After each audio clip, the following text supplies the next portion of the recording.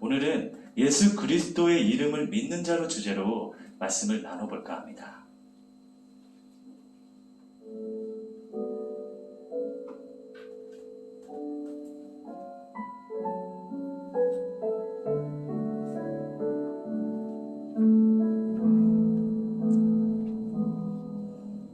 슬픈 마음 있는 자, 몸과 영혼 병든 자, 누구든지 부르시오. 예수 이름 부르시오. 그 이름을 믿는 자, 그 이름을 부르는 자, 그가 어떤 사람이든 그는 구원 얻으리. 어떤 한 사람이 성전의 끝으로 가고 싶어 했습니다. 그런데 혼자서는 갈 수가 없었죠. 그는 태어나면서부터 자신의 두 다리로 걸을 수도 없었고 일어날 수조차 없었습니다. 일어날 수가 없으니까 일을 할 수 없었을 것이고, 일을 할 수 없으니까 돈을 벌 수 없었을 것입니다. 그런 그의 삶은 어땠을까요? 늘 궁핍한 삶의 연속이었습니다. 그에게 꿈이 있을까요? 소망이 있을까요? 성경은 반복해서 그를 이렇게 표현합니다. 구걸하고 구걸하고 구걸하던 사람, 또 남에게 무언가 얻고자 하는 사람. 그는 혼자서는 아무것도 할 수 없었고요. 누군가가 어디를 가려고자 하면은 누군가가 옮겨줘야 했었고, 먹을 것을 먹고자 하면은 누군가가 무언가를 줘야만 끼니를 때울 수 있는 그런 삶을 살았다는 것입니다. 혼자서는 아무것도 할 수 없었습니다. 그런 그에게 목표가 있다면 아마 돈이었을 것입니다. 그래야 먹고 살 수는 있으니까. 그런 그에게 기쁜 소식이 전해집니다. 오순절에 성령이 강림하셨다는 소식인데요. 3,000명이 넘는 신자들이 회개를 하고 침례를 받으며 믿는 사람들이 함께 모여서 떡을 떼며 함께 나누고 자신의 재산과 소유를 팔아 각 사람의 필요에 따라 나눠 주었다고 합니다.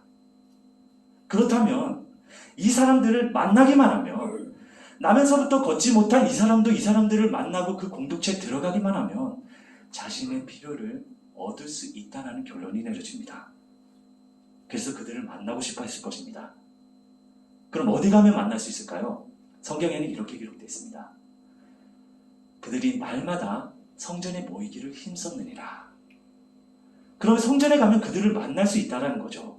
그래서 그토록 성전에 가고 싶어 했다는 것입니다. 사람들에게 부탁했을 것입니다. 성전에 좀 데려다 달라고. 그런데 사람들은 안 된다고 했습니다. 당신은 걷지 못하는 사람이고 부정한 자이고 저주받은 자이니까 성전에 들어갈 수 없습니다. 여러분들의 교회는 아무나 찾아갈 수 있죠. 우리 침례교회는 누구든지 갈 수 있는, 누구든지 예배할 수 있는 그런 곳입니다. 그런데 이 사람이 포기하지 않았습니다. 성전에 들어갈 수 없다고요? 그러면 성전 미문에라도 데려다 주십시오. 그의 간절함 때문에 사람들이 그를 날마다 성전 미문에 두게 됩니다. 그래서 그는 드디어 성전 미문에 앉아서 지나가는 사람들을 바라보며 구걸하기 시작합니다. 그때 베드로와 요한이 그곳을 지나가게 됩니다. 그래서 베드로와 요한에게도 구걸을 하게 되고 베드로와 요한이 다가와 말을 합니다. 베드로가 건넨 첫 마디, 우리를 보라. 돈 달라니까. 요한도 더불어 말합니다. 우리를 보라. 돈 달라니까. 왜 그 많은 말 중에 우리를 보라고 말했을까요? 그것은 물질을 원하는 그의 삶 가운데 자신들의 삶이 과거에 그러했던 것이 떠올랐던 것 같습니다. 베드로와 요한의 삶이 어땠습니까? 그들은 많은 물고기를 잡아서 많은 돈을 벌고 부유한 삶을 원하는 그런 삶을 기대했습니다. 그래서 날마다 고기를 잡으러 나갔고요. 그리고 고기가 잡히지 않는 날이면 밤이 새는지도 모르고 고기를 잡았던 사람이 베드로입니다. 그리고 요한도 그 새벽에 함께 고기를 잡다가 먼저 퇴근을 하려고 그물을 씻고 퇴근 준비까지 완벽하게 끝난 상태에서 베드로의 배에서 많은 물고기가 잡혔다는 소식을 듣고 뒤도 돌아보지 않고 달려갔던 사람이 요한이었습니다. 그렇게 그들의 삶의 목표는요, 물질이었습니다. 그런데 그들에게 예수 그리스도께서 나타나시죠. 예수 그리스도의 말씀을 듣고 가르침을 듣고 그때서야, 그리고 또 그들이 간절히 원했던 그물이 찢어질 만큼 많은 물고기를 잡게 해주셨습니다. 그들이 그때서야 깨닫게 됩니다. 예수 그리스도를 만나니까 그제서야 깨닫게 된 것입니다. 이 많은 물고기가 자신들의 삶 가운데 모든 문제를 해결해 줄 수는 없다는 걸 깨닫게 된 거죠. 그래서 지난 삶을 회개하고 예수 그리스도를 따르게 됩니다. 지금 우리를 보라라고 베드로와 요한이 말한 것은요, 자신들이 예수 그리스도를 만남으로써 변화된 자신들의 모습, 거듭난 자신들의 모습을 보라고 말하고 있는 것입니다.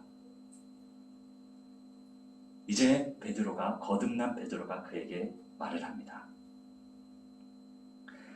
은과 금 내게 없으나 나 가진 것 너에게 주니 능력의 이름 예수라 그 이름을 붙드시오. 그 이름을 믿는 자, 그 이름을 부르는 자, 그가 어떤 사람이든 그는 주의 영광 보리라. 베드로가 그의 오른손을 잡고 외쳐 말합니다. 나사렛 예수 그리스도의 이름으로 일어나 걸으라. 다리에 힘을 얻게 되고 벌떡 일어나 걷기도 하고 뛰기도 하고 하나님을 찬송하게 됩니다. 그는 그때서야 알게 되었습니다. 예수 그리스도를 만나고서야 알게 되었습니다. 자신의 삶 가운데 그토록 원했던 것은 돈이 아니었습니다. 물질이 아니었습니다. 남들처럼 똑같이 걷는 것이었고 예배하는 것이었습니다. 그것을 잊고 살았던 것입니다.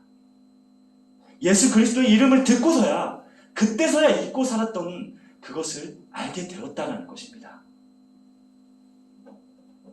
이 말씀 가운데 하나님께서 저희들에게 전해주시고자 하시는 말씀은요, 하나님의 뜻은요, 예수 그리스도로 말미암아 우리들의 삶 가운데 진정으로 원하는 것이 무엇인지 깨닫게 하는 것이고, 예수 그리스도로 말미암아 우리의 앞으로의 삶을 어떤 방향으로 나아갈지를 알게 하는 것이 목표였습니다.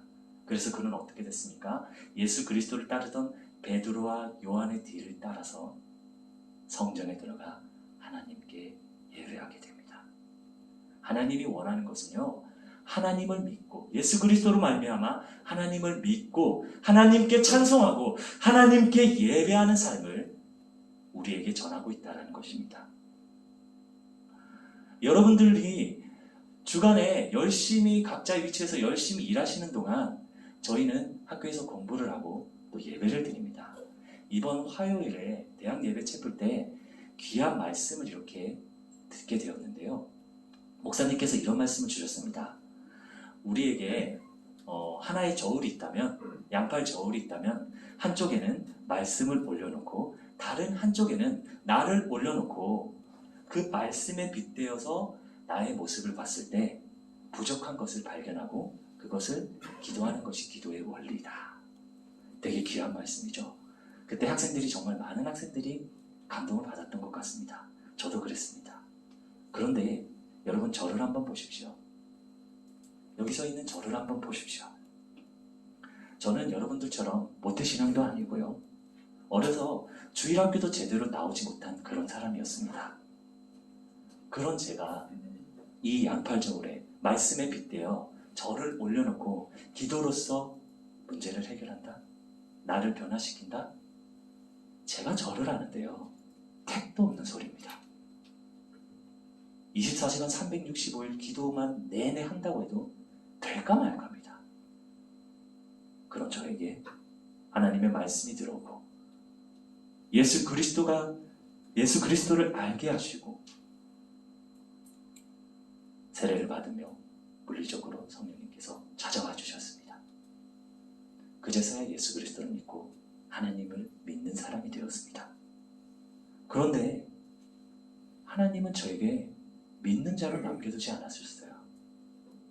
하나님을 찬송하는 자, 하나님 말씀을 전하는 자, 지금 이 자리에 서게 하셨다는 것입니다. 그것이 하나님의 뜻이었던 것 같습니다. 이렇게 예수 그리스도로 말미암아 저 한 사람을 변화시켜 주셨다는 것입니다. 그래서 제 삶의 목표는, 이전의 삶의 목표는요, 돈을 버는 것이었고 부자가 되는 것이었고 부유한 삶 가운데 남들에게 나누고 부모님에게 돈으로 효도하는 그런 삶이 저의 목표였는데요. 예수 그리스도를 알게 된 저는 이제 예수 그리스도가 삶의 목표가 되었습니다. 그렇다면 여러분들의 목표는 무엇입니까?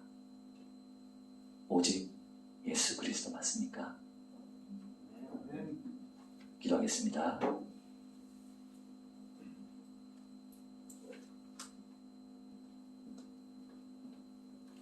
기도를 했어야 되는 건가요?